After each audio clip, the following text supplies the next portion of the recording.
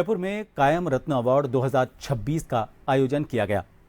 मौलाना Abdul Kalam Azad welfare society की ओर से जयपुर में कॉन्स्टिट्यूशन क्लब में नवाब दादा कायम खां शहीद दिवस कार्यक्रम के साथ इसका आयोजन किया गया। कार्यक्रम में पूर्व मुख्यमंत्री अशोक गहलोत, कांग्रेस के प्रदेश अध्यक्ष गोविंद सिंह डोटासरा, लोकसभा सांसद इमरान मसूद, सांसद राहुल कसवा, विधायक रफीक खान, अमीन कागजी, कांग्रेस नेता खानू खां बुधवाली सहित कई जनप्रतिनिधि मौजूद रखे। समारोह को संबोधित करते हुए गहलोत ने कहा कि देश में लोकतंत्र खतरे में है और हालात बेहद गंभीर हैं।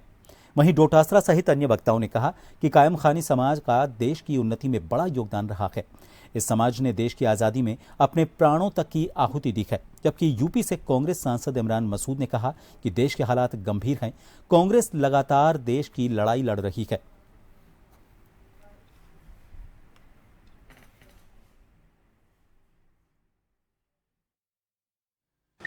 आप सब जानते हैं कि आज हालात क्या है देश के अंदर, उसको आपको हमको समझना पड़ेगा।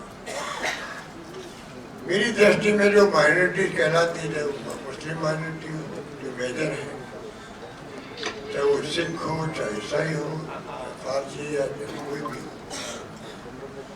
तो जिस प्रकार का आक्रमण ही कर रहे हैं, वन बाय वन बताएंगे लोग। अभी उसमें देखा क्रिश्चियन और क्रिसमस के ऊपर भी हमले हो गए थे, पहली बार देखा। ये जो माहौल बना दिया गया देश के अंदर, उसको इस मुबारक मौके पे भी हम चर्चा करना चाहेंगे कि क्यों माहौल बना। लेकिन मैं एक बात पूछना चाहता हूं कि क्या इस देश के अंदर आज केवल और केवल हिंदू मुस्लिम नहीं हो रहा है? केवल और केवल ये बताने का प्रयास हो रहा है, जिन्होंने आजादी के लिए एक अंगुली नहीं कटाई, वो कह रहे हैं कि हमने देश को आजाद कराया और आपका कोई योगदान नहीं है।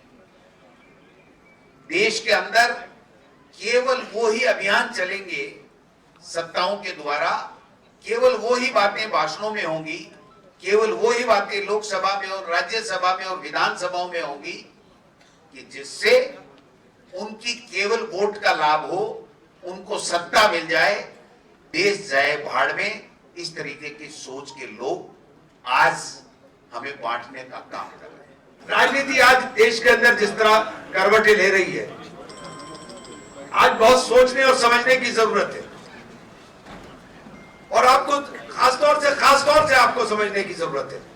हमें और आपको इसलिए समझने की जरूरत है कि हमारे दोस्त ही हमारे दुश्मन बन बैठे। जो हमारे दोस्त होने का ढोंग करते हैं, दरअसल वो सबसे बड़े दुश्मन हमारे बन बैठे। हमें दोस्त में और दुश्मन में पहचान करनी होगी। और मुल्क के अंदर जो माहौल बना है, जो नफरत के नाम के ऊपर सियासत पूरे मुल्क के अंदर चल रही है,